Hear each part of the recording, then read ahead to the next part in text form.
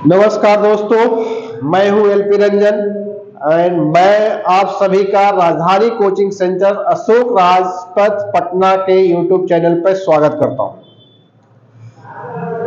जैसा कि ज्ञात है कि बिहार सरकार में नियोजित शिक्षक के लिए सक्षमता परीक्षा होने जा रही है, तो आज हम लोग सक्षमता परीक्षा वर्ग 1 से 5 में जो गणित विषय में प्रश्न पूछे जाएंगे या पूछे जाने की संभावना है, उस पर हम लोग विस्तृत से चर्चा करेंगे। अब सबसे पहले मैं बताना चाहता हूं कि 1 से 5 वर्ग के लिए जो सक्षमता परीक्षा होगी, उसके लिए गणित विषय मानकर चलिए कि आपको जो प्रश्न आएंगे वो 1 से 8वीं कक्षा तक के जो एनसीईआरटी या एससीईआरटी है, उसके सिलेबस के आधारित पर ही प्रश्न पूछे जाएंगे। ऐसा नहीं सोचिएगा कि 1 से 5 के लिए परीक्षा हो रही है तो पहली से 5वीं कक्षा तक जो एनसीईआरटी या एससीईआरटी में जो सिर्फ सिलेबस है गणित का, सिर्फ उस पे ही क्वेश्चन पूछा जाएगा। क्योंकि क्वेश्चन जो पूछे जाते हैं, प्रश्न जो पूछे जाते हैं जब भी, वो थोड़ा ऊपर लेवल का, हाँ, सिर्फ टॉपिक को टच करना है। क्वेश्चन जो है वो बहुत डेप्थ में नहीं जाएगा, क्वेश्चन डेप्थ में नहीं जाएगा। इसके लिए जो आधार माना जाएगा, जो परीक्षा का आधार, जो बीपीएससी द्वारा आयोजित टीआरई 1 और टीआरई 2 दोनों परीक्षाएं जो ली गई है, हालांकि टीआरई 1 में 1 से 5 के लिए जो परीक्षा हुआ था उसमें कुछ क्वेश्चन का लेवल ऊपर था, उस पर विवाद भी हुआ था। हालांकि टीआरई 2 में उसको सुधारा गया और बहुत ही तरीके से क्वेश्चन पूछा गया था। उसमें कहीं भी बियॉन्ड सिलेबस कहें, सिलेबस के बाहर, या क्वेश्चन के लेवल की बात करें तो लेवल जो था वो 1 से 5 के लिए बिल्कुल ही सही लेवल था क्वेश्चन का। अब उसको आधार मान के ही हम लोग को तैयारी करना है कि अब हम लोग देखें कि टीआरई 1 हो या टीआरई 2, दोनों में जो 1 से 5 के लिए परीक्षा हुआ, उसमें जो जीएस पार्ट था, उसमें जो गणित विषय थे, उसमें कुल कितने प्रश्न पूछे गए? उसमें कुल जो प्रश्न पूछे गए थे वो 16 प्रश्न थे, 16 क्वेश्चन। तो हम उसको आधार मानते हैं। यहां भी मैंने दिया हूं कि संभावित कुल प्रश्नों की संख्या जो होगी गणित विषय का वो 16 होगा। अब एक फिक्स नहीं रहेगा, ऐसा नहीं है कि 16 पूछा तो 16 ही होगा। हो सकता है कि किसी आगे 15 भी पूछ सकता है, 16 भी पूछ सकता है, 18 भी। तो मानकर चले कि यहां 15 तो क्वेश्चन कम से कम, अधिकतम 20 क्वेश्चन हो सकता है, लेकिन इसी के आसपास रहेगा। अब उस 16 क्वेश्चन जो पूछे गए थे वो किस किस टॉपिक से पूछे गए, कहां से ज्यादा प्रश्न थे? तो पूरे सिलेबस को मैंने 4 भागों में बांटा हूं। पहला भाग संख्या पद्धति, नंबर सिस्टम। क्योंकि जनरल कंपटीशन एग्जाम में संख्या पद्धति, नंबर सिस्टम टॉपिक बहुत ही पॉपुलर है, इसलिए नाम मैंने दिया संख्या पद्धति। आपको छोटे क्लासों में संख्या पद्धति करके कोई टॉपिक नहीं मिलेगा। दूसरा अंक गणित का पार्ट, अर्थमेटिक्स। तीसरा बीज गणित, अलजेब्रा। चौथा क्षेत्रमिति, मेंसुरेशन। अब आप कह सकते हैं कि इसके अलावा क्या प्रश्न नहीं पूछा जाएगा? पूछा जा सकता है, लेकिन अधिकतम जो संभावना है पूछे जाने की इन्हीं 4 क्षेत्रों से, इन्हीं 4 सेक्शन से पूछे जाएंगे। क्योंकि पिछले जो टीआरई 1 और टीआरई 2 दोनों में इसी से पूछे गए हैं ज्यादातर प्रश्न। अब संख्या पद्धति की बात करें, नंबर सिस्टम की बात करें, तो नंबर सिस्टम संख्या पद्धति में सबसे पहले आपको संख्या के बारे में पूर्ण ज्ञान होना चाहिए। संख्या के बारे में पूर्ण ज्ञान का मतलब कि आपको प्राकृत संख्या किसे कहते हैं, परमेय संख्या किसे कहते हैं, अपरिमेय संख्या किसे कहते हैं, ये पूरी जो है पूर्ण संख्या किसे कहते हैं, ये सारी ज्ञान होनी चाहिए। क्योंकि उससे संबंधित प्रश्न रहते हैं। आप पूछे जाते हैं कि 2 परमेय संख्या दिया, इसके बीच कितने परमेय संख्या होंगे, इस तरह के भी प्रश्न पूछे जाते हैं। तो इसका पूर्णतः ज्ञान होना चाहिए। पहले आपको पता ही नहीं होगा कि परिमेय संख्या किसे कहते हैं, पूर्ण संख्या किसे कहते हैं, तो आपको क्वेश्चन सोल्व करने में मुश्किल होगा। तो बेसिक ज्ञान पूर्णतः क्लियर होना चाहिए। उसके बाद भिन्न फ्रैक्शन का पूर्णतः ज्ञान होना चाहिए। ज्यादातर प्रश्न साधारण भिन्न, लेकिन भिन्न को भी दो पार्ट में हम लोग बांटते हैं, साधारण भिन्न और दशमलव भिन्न, अर्थात fraction, simple fraction, decimal fraction. Decimal fraction का भी ज्ञान अच्छी से होनी चाहिए, क्योंकि ये छोटे क्लासों में भी पढ़ना है, 1 से 8 के बीच में, वहां तक आपको सिलेबस में है भी। उसके बाद यहां पर ऐसे मैं सिर्फ घातांक की चर्चा किया हूं। घातांक, इंडिसेस, घातांक के जितने भी नियम होते हैं वो आपको ज्ञात होना चाहिए। जैसे दो आधार, दो संख्याओं का यदि गुणनफल हो और आधार समान हो तो उसके पावर जोड़े जाते हैं। इसी तरह से घातांक के कुछ नियम होते हैं, उसी पे आधारित प्रश्न होते हैं। यहां पर हालांकि मैं लिखा नहीं हूं, एक टॉपिक होता है इंडिसेस के साथ ही आता है सर्च, करनी, जिसको हिंदी में बोलते हैं। हो सके तो आप करनी का भी बेसिक ज्ञान क्लियर रखें तो ज्यादा बेहतर है। हालांकि अभी टीआरई 1 और टीआर 2 में करनी से रिलेटेड प्रश्न नहीं पूछे गए, लेकिन संभावना है कि उससे भी प्रश्न आपको पूछे जा सकते हैं। सरलीकरण, सिंप्लीफिकेशन, सिंप्लीफिकेशन का में आपको बॉडमास का रूल का पूरा ज्ञान होना चाहिए।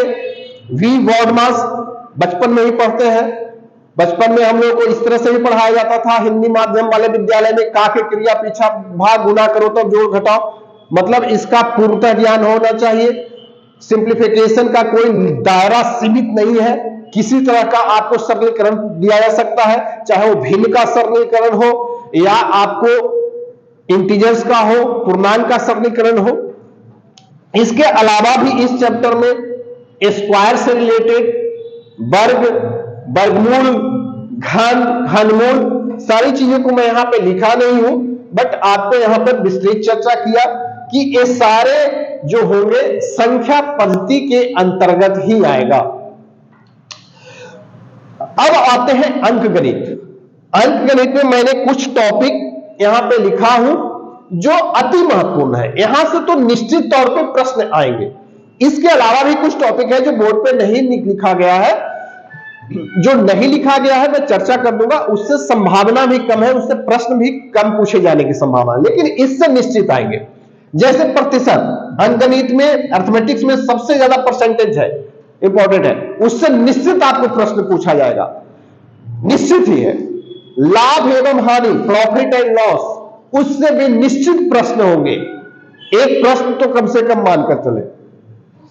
यहां पर एक चीज जिक्र नहीं किए हैं, प्रॉफिट एंड लॉस का ही पार्ट है बट्टा, डिस्काउंट, डिस्काउंट भी प्रॉफिट एंड लॉस का पार्ट ही है। तो जहां भी प्रॉफिट एंड लॉस पार्ट पढ़ते हैं वहां पे डिस्काउंट, तो बट्टा का भी ज्ञान होना चाहिए, वो भी पढ़ना है। 7वीं क्लास में भी बट्टा का कॉन्सेप्ट आता है। साधारण ब्याज और चक्रवृद्धि ब्याज, एसआई, सीआई, इससे भी बेसिक लेवल के ही क्वेश्चन आएंगे, लेकिन आएंगे।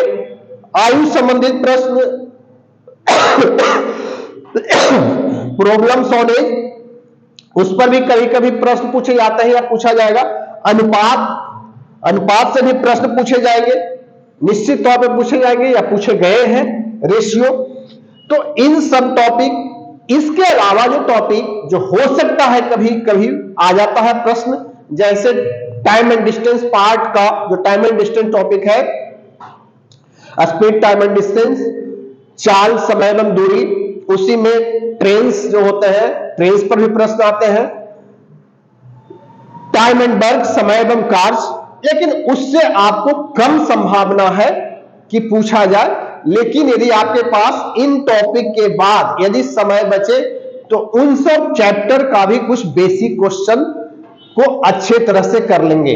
ज्यादा डेप्थ में नहीं जाना है, जिस टॉपिक से प्रश्न पूछे जा रहे हैं वहां बेसिक ही क्वेश्चन है, बहुत गहराई में, बहुत हाई लेवल के क्वेश्चन नहीं पूछे जा रहे। उसके बाद अलजबरा, बीजगणित, जिसको हिंदी में कहते हैं। बीजगणित में बहुपद, पॉलिनोमियल से निश्चित प्रश्न पूछे जाएंगे, इसमें भी बेसिक लेवल का ही होता है क्वेश्चन।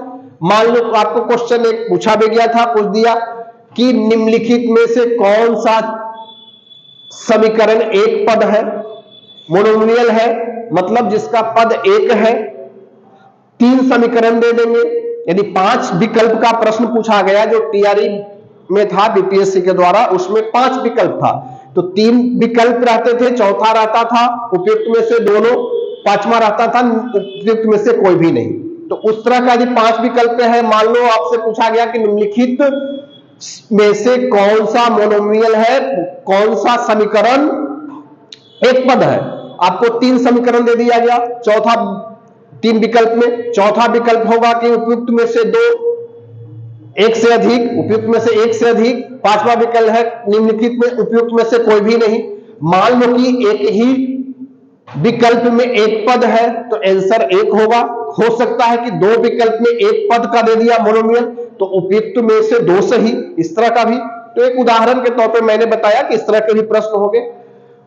इसमें फैक्टर से रिलेटेड भी क्वेश्चन कि गुणनखंड क्या होगा, एक रेखीय समीकरण linear equation, simple linear equation solve करने के लिए भी देता है, द्विघात समीकरण से भी। लेकिन जो भी प्रश्न पूछे जाते हैं या पूछे जाएंगे वो बेसिक लेवल पे, बहुत गहराई में नहीं, बहुत डेप्थ में नहीं।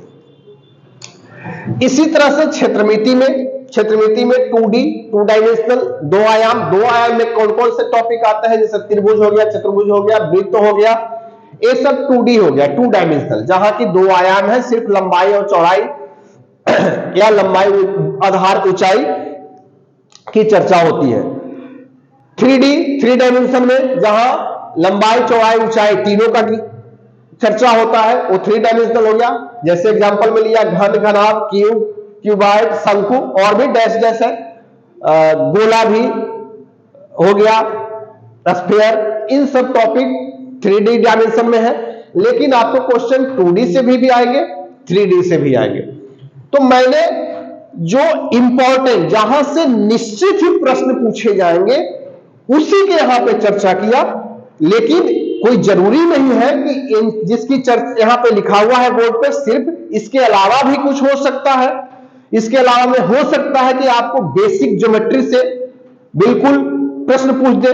बेसिक ज्योमेट्री में बहुत डेप्थ में नहीं जाना है, लाइन एंड एंगल की थोड़ी बहुत ज्ञान होना चाहिए, त्रिभुज का थोड़ा बहुत प्रॉपर्टीज का ज्ञान होना चाहिए।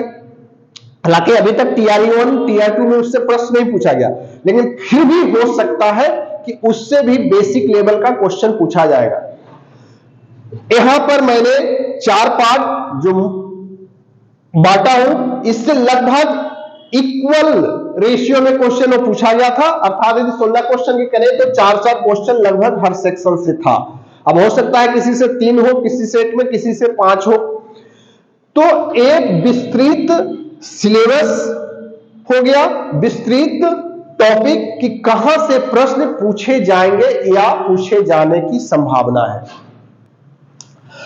अब किस तरह के प्रश्न पूछे जाएंगे, उन सब चीज के लिए जो प्रश्न होगा या पूछे गए प्रश्न एग्जाम में किस तरह का आए हैं, उसके लिए हम लोग अलग से वीडियो बनाएंगे कि जहां एक एक क्वेश्चन हर टॉपिक से लेंगे और आपको कुछ एग्जाम में जो पूछा गया है उस प्रश्न को भी लेंगे और प्रश्न पूछे जाने की कैसी संभावना है उस तरह का भी प्रश्न लेंगे। उसके लिए हम लोग अलग से वीडियो बनाएंगे।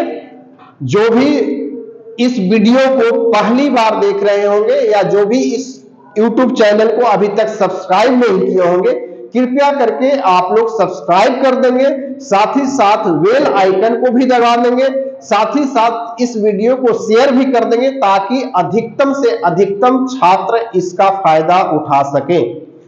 वीडियो देखने के लिए आपको बहुत बहुत धन्यवाद। अब हम लोग अगली वीडियो में मिलेंगे।